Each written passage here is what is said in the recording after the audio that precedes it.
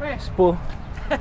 Oy, boss. Oy, bro. Receive ka invitation, bro. Good morning, good morning. May 5 pinakabagong motor. Isa dyan, iuuwi ko pala. Parang nakikinita-kinita ko na ako pinakamabagal dito sa mga to.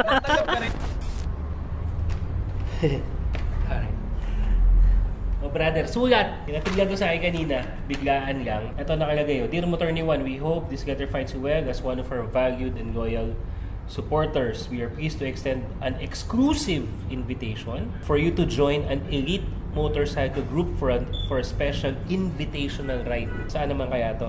At Bristol Motorcycle, we truly appreciate your continued support and passion for riding. Nabasa eh. Hindi ko na masyado maano. Pabasa. For more information, please scan the QR code below. May ganon, scan the QR code below. Scan na natin. Bristol Motorcycles. Proceed to NX Lakeshore 7 AM. Yun lang. Yun lang nakalagay. Proceed to Lakeshore Gas Station 7 o'clock, 7 AM. Bring proper gear. Saan, hindi ako magmamotor. Kaya ibang nakalagay eh. Tignan natin kung anong meron sa exclusive invitation ito. Tara. May 5. Ito na nga yung mga bikes. I suppose bikes tong mga to. Sa itsura pa lang naman eh. Merong 1, 2, 3, 4, 5. Again, naka-receive lang ako ng invite papunta dito. Hindi ko alam kung anong meron. Sana pauwi sa atin tong mga motor na to, di ba? Mas maganda yun. Yun mas magandang surprise dito. Kasi ito, mukhang may mga ano pa rin, no? May mga nakarayos, mga naka Prespo. Oy, boss. Hello. Good morning. Andito ka rin pala. Oy, bro. Receive ka invitation, bro. Good morning. Oh, bro. Ayan, si Red Sweet. Si Red Sweet nandito rin. Si Oo Mau. nga eh. Dito Brother, morning. Good morning. Ay, tayo Good rin pala morning. magkikita. May mga motor Sandali, dito ah. 5 yung motor, bakit 4 lang tayo? Oo nga. Ayun ano. Parang may, sino kaya yung isa? Parang surprise masyado to eh, no? Oh! Uy! Ayan na. Na-surprise ba kayo? Ride with Daniela. Ride with Daniela. Good morning. Good morning. Good morning. Surprise ka ba? Nako, parang nakikinita-kinita ko na ako pinakamabagal dito sa mga to. Hindi ka ako magsalita eh. Gawin natin ngayon. Oo, pag ano ginagawa natin dito? Papatest ko ng mga motor. Saan? Hindi ko pa alam, wala pa tayong idea eh. Pero silipin na natin tong isang to. Ayan, ito. Oh, sige. Go.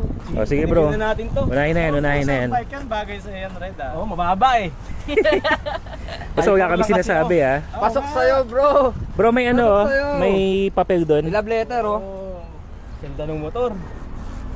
I've prepared a special treat for you. Scan the QR code to proceed. Ayan, scan daw natin to, men. Scan natin, Scan mo nga, scan bro.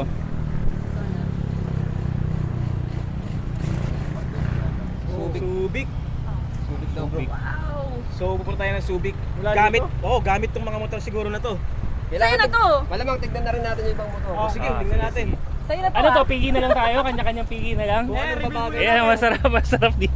Choose your review bike. Hula na lang, bro. Oo daw eh.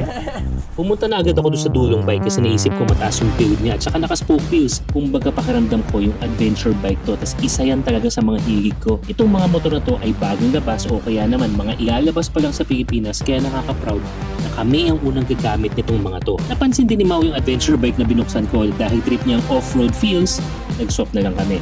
Itong napunta sa akin, isang maangas na naked bike, ang SRK 550. Bagay ba mga brother? So ito, parking sa akin is SRK 550. Kay Mau is the Venturi 800. Kay Miss Daniela is the SRT 600. Malakasan talaga. Di pwedeng pang mahinang bike yan kapag kay Miss Daniela. Siyempre si Red Another Sweet. day, another bike. Yeah. Guwapo na ito ah. SRV 600. Pogi to. Guwapo nga, Driver. pogi. Kaya si Boss Reed. Sasabak na rin ng adventure si Boss Reed. Between. Between. Ito yung SVT 650 to boss, no? Nagugusto. Yan yung mga bikes na gagamitin namin. So ngayon, may pupunta kami location sa Subic. Yun na yung i-ride natin ngayon. Let's go. Alright, let's go! Boss Reed! Yeah, yeah! Nasa harap natin si Mau. Mga kasabayan natin, putya. Hahataw itong mga ito ng hataw. May iwan ako na ito. Pero hindi naman karerahan to. Ito ay pinagsama-samang mga iba't ibang mga riding skills. Kaya kami nagsama-sama para i-handle ang iba't ibang mga klase ng motor ng Bristol. Ngayon lang ako nakasama sa ride na hindi ko alam kung anong motor ang gagamitin ko, sino mga kasama at saan pupunta. Sa puntong to, hindi namin alam kung anong mga bagay na hihintay sa amin sa Subic. Pero bakbak na lang tayo at baka maiwanan pa.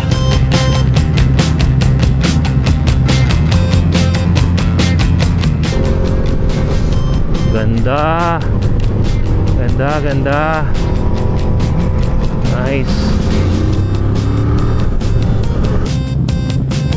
Iba din talaga yung ng SRK 550 na to eh. Magaan pero wapak yung bitaw ng signature. Stable and high speeds. Naku, marami pa ako sasabihin dyan. Abangan yung full review natin dyan. Yung mga kasama natin dito ay hindi rin basta-basta. Kumbaga, bawat isa ay may kanya-kanyang riding skills and accomplishments sa mundo ng pagmumotor. Kaya isang karangalan na isa ako sa napili na maging isang Bristol Elite.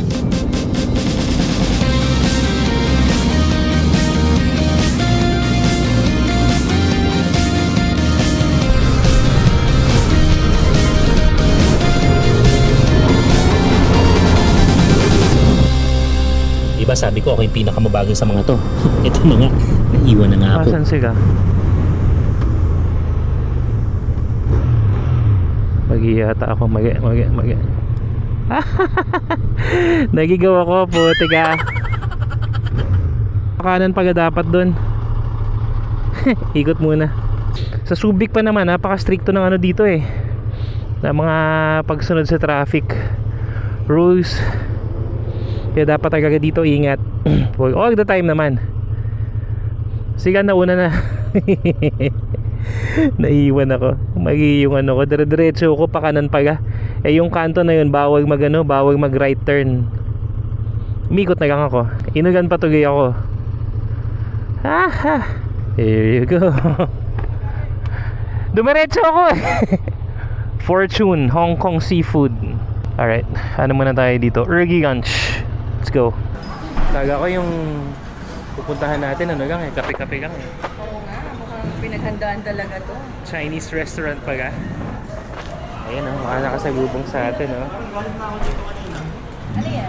Pagdating na nga namin sa unang destination ay may mga nakaabang na nasandamakmak na pagkain at mga bagong riding jerseys. Pero ito yung catch. Within an hour? So, ubusin natin to. Boss Reed, simulan na, 1 hour. Check natin Oo, saan yung mabilis na coordinates to.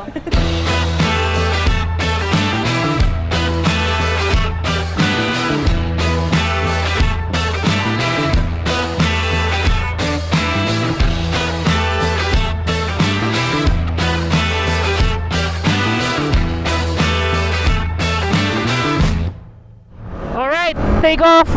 On to our next destination. Busog na, antok na. Kaya magkakape tayo doon sa Kidirak. Yun ang next destination natin. Tingnan natin kung anong meron doon. Mga brother, naka riding jerseys na tayo. Para mga Power Rangers sa amin ngayon. Pare-parehas. Okay, go. From Subic ay coordinates lang ang nilagay nilang destination. And upon checking, KDR Adventure Camp pa lang next destination natin. So okay na ako dyan. Perfect yung takbuhan, ang ganda ng kapaligiran at ang sarap ng amoy ng hangin. Grabe, ang ganda oh. Iba talaga yung feeling na yung nag-ride ka tapos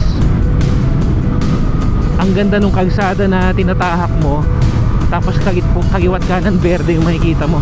Parang yun palang sulit na kahit wala ka pa dun sa destination mo.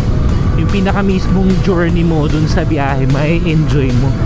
Gago na sa atin, taga Bulacan ako, magapit na rin sa Metro Manila. Kumbaga considered na rin na Maynila, ano, pag sinasabi natin, gago na pag nandito tayo sa mga ganitong lugar. Eh, na-appreciate natin yung marami tayong mga green na ganyan na nakikita. Pero ilang saglit lang, sumalubong na ang buhos ng ulan. Ayan na, inaabot na nga ng ulan. Ang ganda ng panahon kanina, biglang buhos oh. Basa. Ako po, yung camera ko, walang takip yung camera ko. Naka-open mga brad eh. Grabe, buhos ah. Nako. Kaya ko itabi yung camera.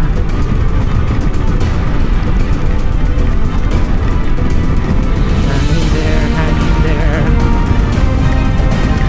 Ayun na, tatabi ko yung camera ko. Masisira. Wala, hindi na ako waterproof.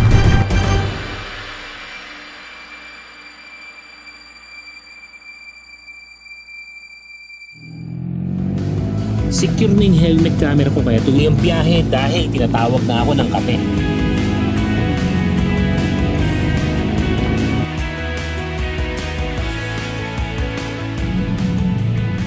So, hindi namin napag-decide na tapusin yung araw namin. Konting shoot, konting kwentuhan, tsaka syempre, konting kape para, eto na, okay na kami. No? Happenings na lang. Basta mga brother, abangan nyo, maraming mga activities ng Bristol Elites. Ito ay umpisa pa lamang at again, salamat Bristol Philippines na isa ako sa mga napili nyo na imbitahan sa activity na to at maging parte ng grupo na to. Syempre kasama yung mga kapatid natin sa industriya na may mga napatunayan na rin masasabi natin. So again, thank you at magkita pa tayo ulit sa susunod nating mga video. Sayo. Hindi na rin ako masyadong nakapag-video sa KBR Adventure Camp dahil basang-basa na rin talaga ako ng ulan. Pero dun kami kinongratulate ni Bristol Philippines for making it through the challenges at sorpresa pala, hindi ko alam na ipapauwi pala sa amin tong mga motor na to. Piruin mo yun, kapag ride ka na, nag-enjoy ka na, at the end of the day, meron akong iuuwing bagong motor.